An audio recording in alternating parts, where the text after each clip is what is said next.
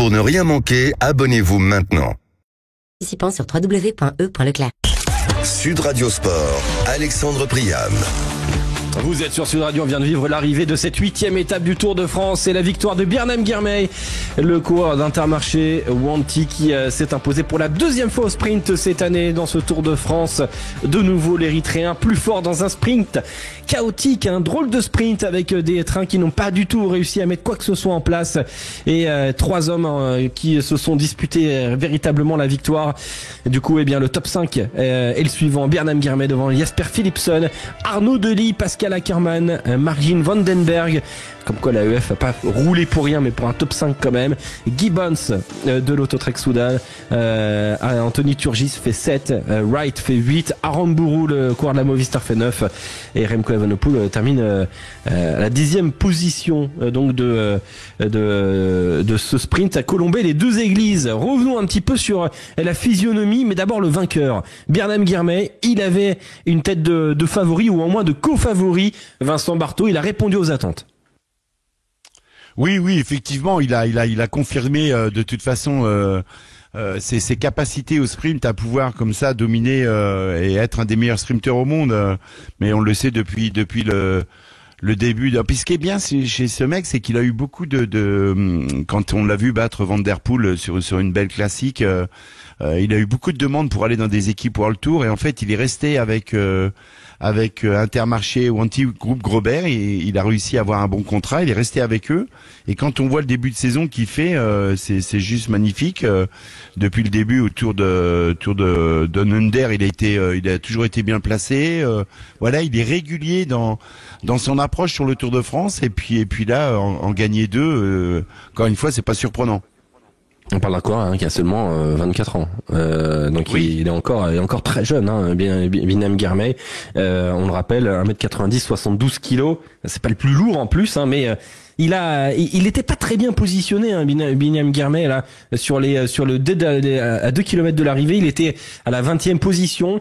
Le fait que la Visma se soit complètement trompée et terminé dans l'herbe, sans chuter, je précise bien, lui, ça lui a fait perdre un peu de place. Il a réussi tout de même à se faufiler.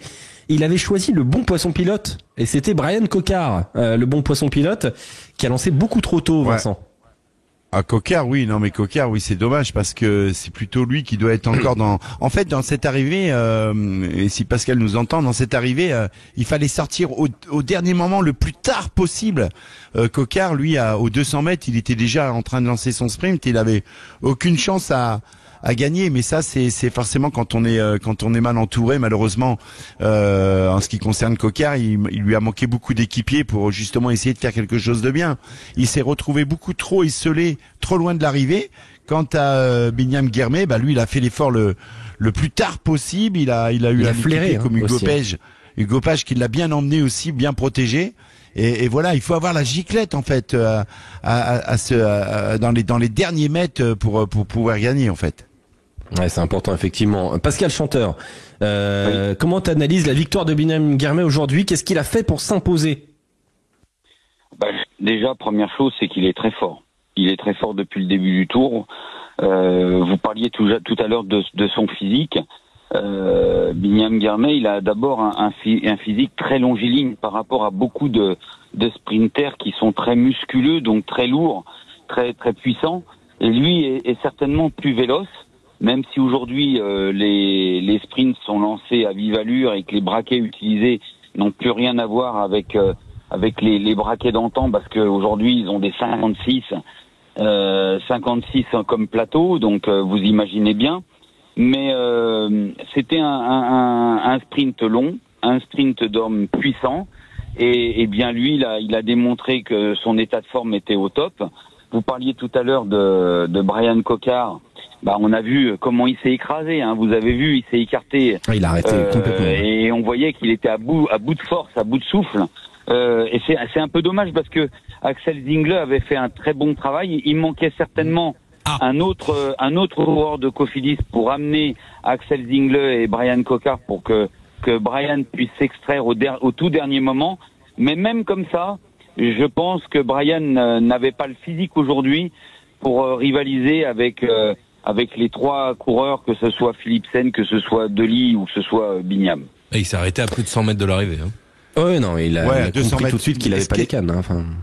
Ce qui est surprenant chez Binyam Girmay, là, c'est ses cannes. Il a pas de... Elles sont fines, hein. Il a pas de mollet. Hein.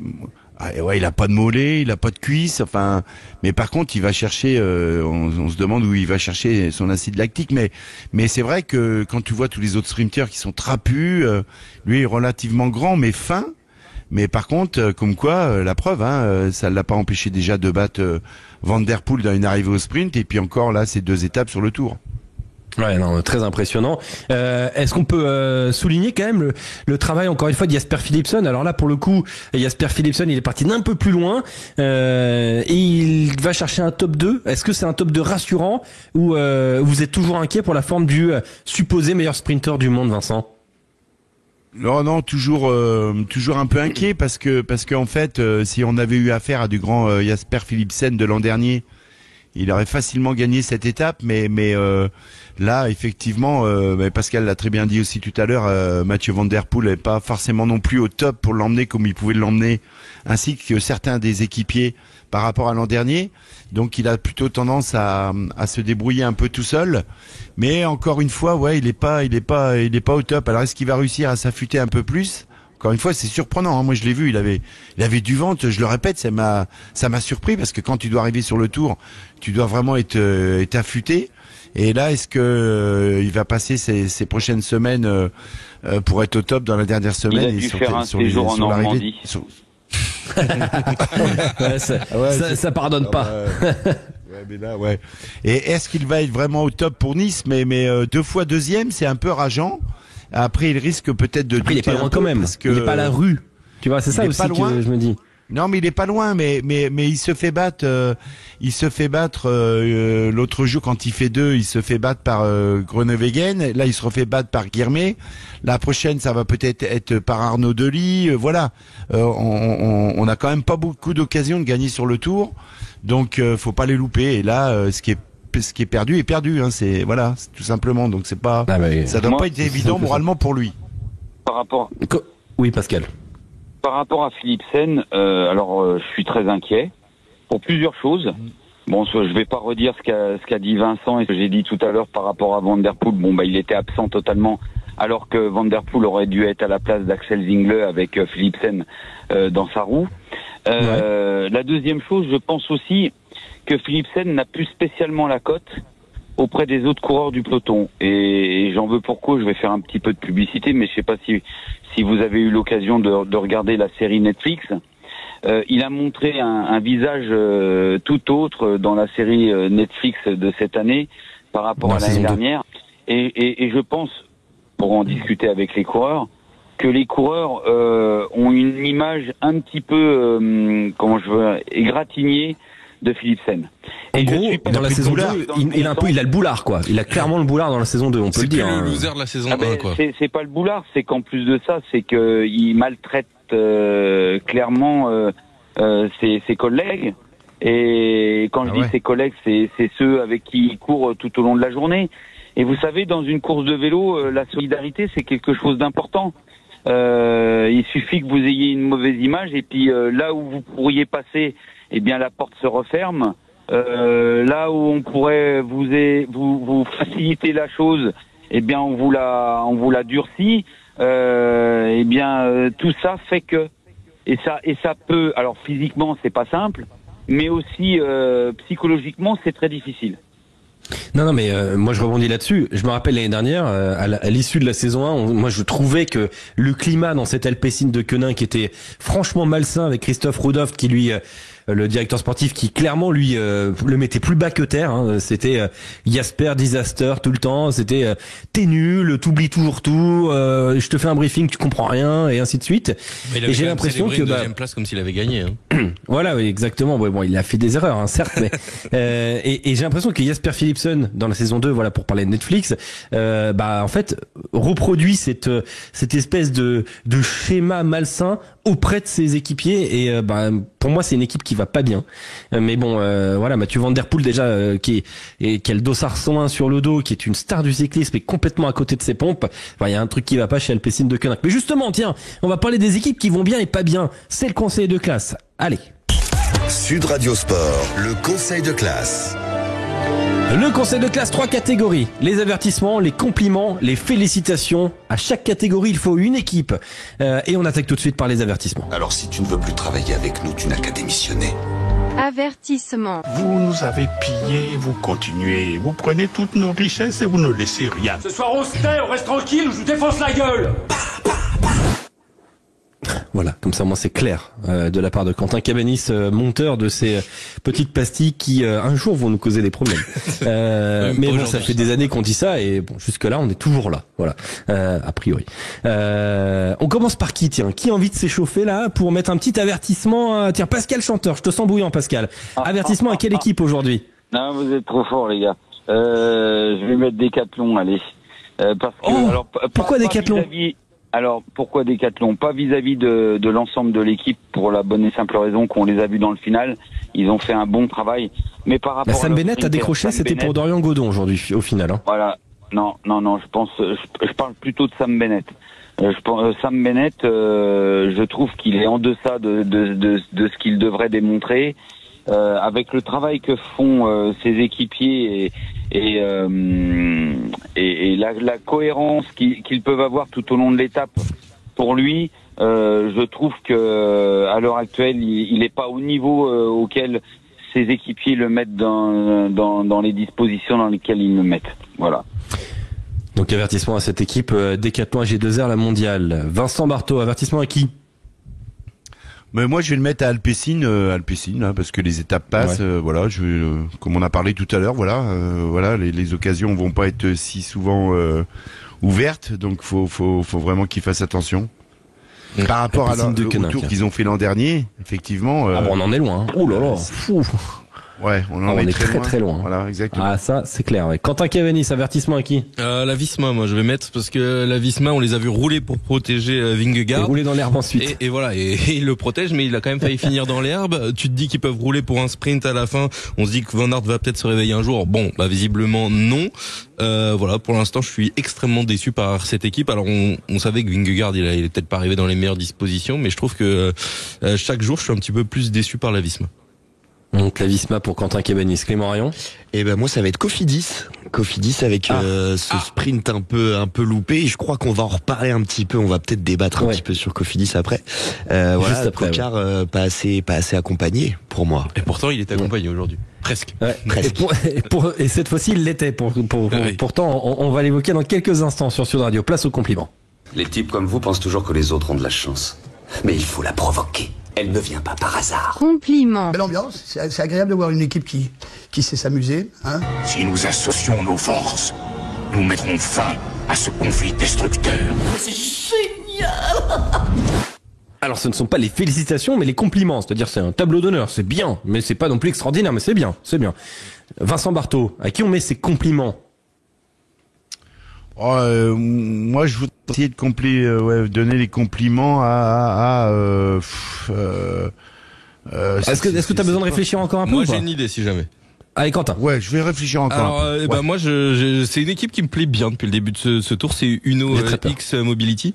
Avec Abrahamsen qui encore une fois fait la course devant, il fait le spectacle. J'ai l'impression qu'on l'a vu devant toute la semaine. Il a consolidé son avance au maillot à poids. Bon, Alexander Christophe, on l'a pas vu dans le sprint au final, mais bon. Non, mais bon, écoute, c'en a un autre qui fait son tour. Pour l'instant, il a fait sa première semaine. Il nous a fait plaisir, Abrahamsen. Il a son maillot à poids. Il doit être il a dû perdre quelques places là dans la course au maillot vert, mais il était deuxième aujourd'hui puisqu'il a pris aussi les premiers points du maillot vert sur le sprint intermédiaire. Donc voilà, il est là, il fait sa course et il fait parler de lui. Donc voilà, c'est pour ça que je voulais lui mettre mes compliments. Non mais très bien, j'apprécie l'idée. Pascal Chanteur, compliment à qui? Uno X, moi aussi pareil, j'avais la même idée pour plusieurs choses, parce que encore une fois, il y a les échappées publicitaires, et aujourd'hui l'échappée de Abrahamsen, elle avait tout sauf de publicitaire. Aujourd'hui, il a pratiquement fait plier 4 équipes. Les coureurs, et si dans le final, il y avait certaines équipes qui étaient dans la capacité d'emmener leurs sprinters dans de bonnes conditions, c'est parce que juste que Abrahamsen les a limés, les a ratatinés pendant plus de 120 km. Donc oui, Uno X, une équipe qui est bien présente depuis le début du Tour de France, un maillot à poids aujourd'hui tonitruant à l'avant de la course, non, félicitations, voilà. Enfin, compliment du coup. À Uno X. Vincent. Exactement la même chose, voilà. Uno X aussi. Parce que voilà, je vais pas répéter ce que les gars ont répété, mais c'est très bien et en plus c'est très vrai. Et ben moi, petit compliment pour l'AEF. Voilà, ils étaient dans les on se moquait d'eux. Et on s'est un peu moqué. Enfin, Alexandre s'est un petit peu moqué. Au final, petit top 5 avec Vandenberg, quand même. Ouais, c'est vrai. Voilà. Mea culpa, bravo pour ce top 5, l'AEF. Allez, place aux félicitations. Alors moi, il m'épate. Félicitations. Alors là, mon gars, tu fais la fierté de ton père. J'arrive pas à croire que c'est moi qui l'ai fait. Tu veux que je te dise, si on se donne du mal, eh bien ça marche. Oui, mon fils, tu as tout compris. C'est phénoménal. Est-ce que quelqu'un ne met pas Intermarché Wanty aujourd'hui? Est-ce que quelqu'un a autre chose que Intermarché Wanty? Non. On est tous plutôt d'accord sur Intermarché Wanty, Pascal, Vincent? Oui. Je suis d'accord, deuxième victoire. 2 victoires d'étape, c'est juste incroyable. C'est une équipe qui était en pro team il n'y a pas si longtemps que ça. Ils sont au World Tour et 2 étapes de suite, dès la première semaine du Tour de France. Félicitations.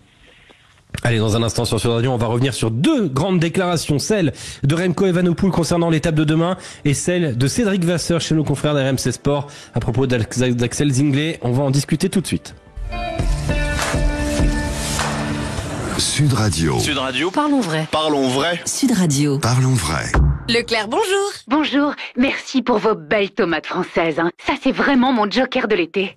Comment ça? Si je veux pas passer trop de temps à cuisiner, hop, une salade de tomates. Des copains arrivent à l'improviste, hop, une tarte à la tomate. Un barbecue en vue. Hop, des tomates à la provençale. Exactement. Alors pour vos tomates, rendez-vous chez Leclerc du 5 au 7 juillet. Les tomates allongées Origine France sont à 1,95€ le kilo. Chez Leclerc, le goût du frais, ça se défend tous les jours. Catégorie 1, modalité et magasin participant sur www.e.leclerc. Écoutez Sud Radio Lyon en DAB+. Sud Radio. Chat, chien, poisson, oiseaux, rongeurs. Chez Animalis, du 3 au 16 juillet, 20% de vos achats crédités sur votre carte Animalis Plus.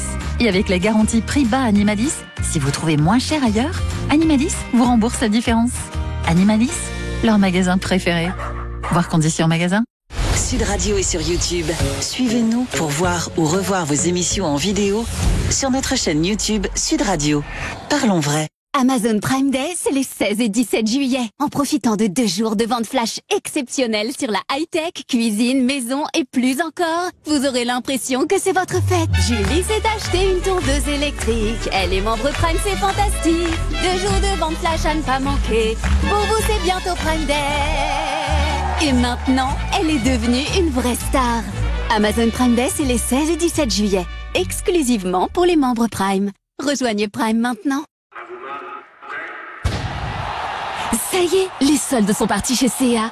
Avec des records de petits prix en vue.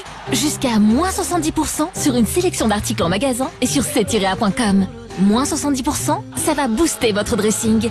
Alors pour le départ chez C&A, top chrono. Remise déduite en caisse selon date légale.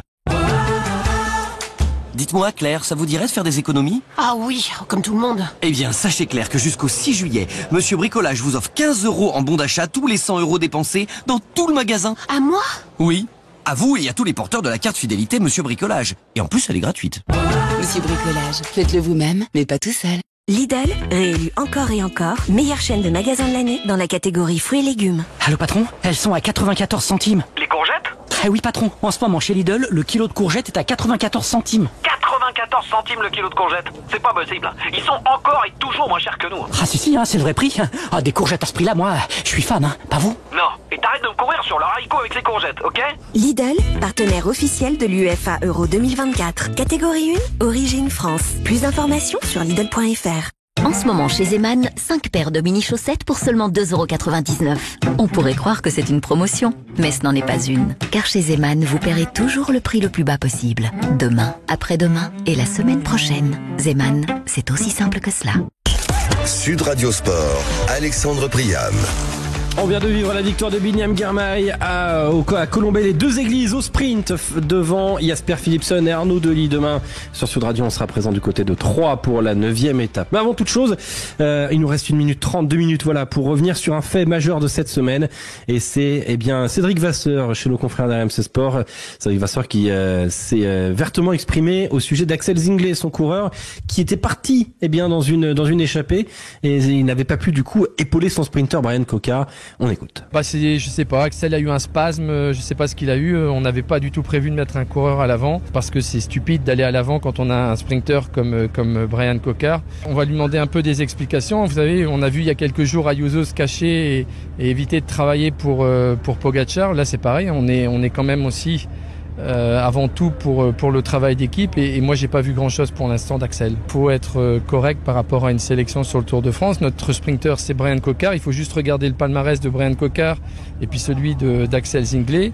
Avec tout le respect que j'ai pour Axel, et voilà, je crois qu'aujourd'hui le sprint on joue la carte Brian à fond, donc on va faire quelques petits ajustements et j'espère que samedi on va retrouver une vraie cohésion de groupe.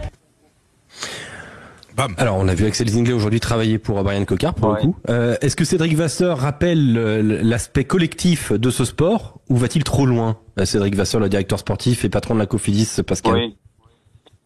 Je trouve que tout ce qui vient d'être dit doit être dit entre 4 yeux, entre un manager qui manage ses équipes et son salarié, et en l'occurrence son coureur, qui peut avoir fait une faute. Voilà mon point de vue. Et je pense que de mettre ça sur la place publique, ça remet de la pression là où il y en a déjà pas mal. Parce qu'un coureur du Tour de France, outre le fait d'être fatigué physiquement, il l'est aussi psychologiquement, parce que des étapes du Tour de France, c'est difficile. Vous avez de la tension, vous avez du monde, vous avez des médias, et vous devez faire votre métier en plus de ça. Donc il n'y a pas besoin de rajouter plus de pression là où il y en a déjà énormément. Merci Pascal. On rappelle que tu es président de l'Union nationale des cyclistes professionnels, et c'était bien de préciser un petit peu la position de Cédric Vasseur et le fait d'avoir un peu déballé ça dans la presse. Demain sur Sud Radio, évidemment, l'étape autour de Troyes et ses chemins blancs. On écoutera demain Remco Evenepoel qui a hâte, mais qui craint aussi cette étape de demain sur Sud Radio. Dans quelques instants, on va du côté d'Avignon pour le festival. Merci Vincent, merci Pascal. Je vous dis à demain. À demain les gars. Demain 17h. Allez, on se retrouve demain. 17h. Eh ouais, c'est 17h, 19h, que je dise pas de bêtises demain. Non, mais à 17h, ouais. Bah oui, l'étape fait la collation, c'est ma collation à 17h. Eh tu feras la collation à l'antenne, y a pas de problème, t'inquiète pas, on est habitué. Allez, ciao Vincent, salut Pascal. Ciao. Bonne soirée à tous. Avec agriconomie.com